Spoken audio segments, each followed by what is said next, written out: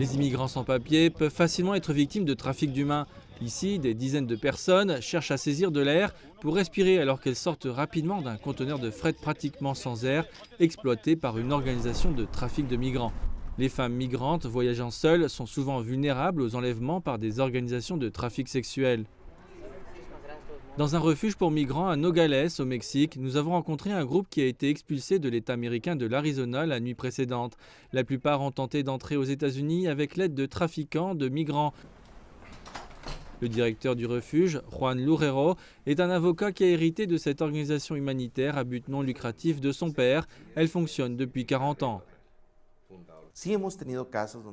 Nous avons eu des cas de personnes, principalement des femmes, qui ont été enlevées. Ici, à la frontière, nous ne pouvons pas dire si elles fuient leur lieu d'origine pour cette raison.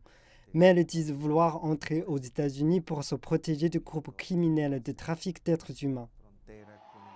Selon le gouvernement américain, la traite des êtres humains est une industrie illégale en pleine expansion qui implique l'exploitation d'hommes, de femmes ou d'enfants à des fins de commerce sexuel ou de travail forcé.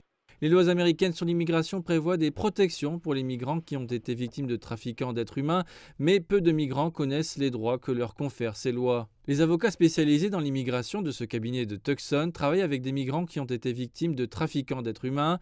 L'avocate Yesenia Gámez-Valdez s'occupe directement de ces cas. Elle affirme que beaucoup de ses clients ne se rendent jamais compte qu'ils sont victimes de ce trafic de personnes. On vous oblige à travailler pour un salaire très faible, voire nul, et on vous menace parce que vous êtes dans une position très inconfortable. Vous êtes dans cette position, je dirais, de faiblesse, car vous ne pouvez pas vous adresser aux autorités, ou peut-être croyez-vous que vous ne le pouvez pas. En raison de votre statut d'immigré, vous êtes en quelque sorte coincé. Madame Gámez-Valdez explique que les lois américaines sur l'immigration sont complexes et qu'elles sont affectées par la politique électorale. Le gouvernement fédéral a ses propres définitions de la traite des êtres humains. Il en va de même pour chaque État. Pour naviguer sur ce terrain juridique délicat, elle utilise une disposition clé de la loi de 2000 sur la protection des victimes de la traite des personnes, appelée le statut de non-migrant T, qui est un avantage temporaire en matière d'immigration. Elle permet à certaines victimes de trafic d'humains de rester aux États-Unis pendant un maximum de 4 ans. Le problème avec les visas T, c'est qu'ils sont très rares. Les gens ne les connaissent pas vraiment. Et encore une fois, c'est parce que les gens pensent que ce qui m'est arrivé n'est pas de la traite d'humains. Je n'ai pas été kidnappée, je n'ai pas été retenue dans une pièce sombre avec un verrou, donc ce n'est pas de la traite. Alors ils ne le signalent pas. Pour obtenir le visa T, les avocats que nous avons consultés affirment que les migrants concernés n'ont qu'à signaler le trafic d'humains. Cela est plus facile s'ils peuvent trouver un bon avocat aux États-Unis.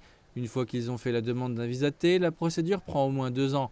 Si les migrants victimes de la traite obtiennent le visa T, ils bénéficient de la protection des réfugiés aux États-Unis, ce qui leur permet de bénéficier d'une aide au loyer, d'une scolarité et d'une formation professionnelle.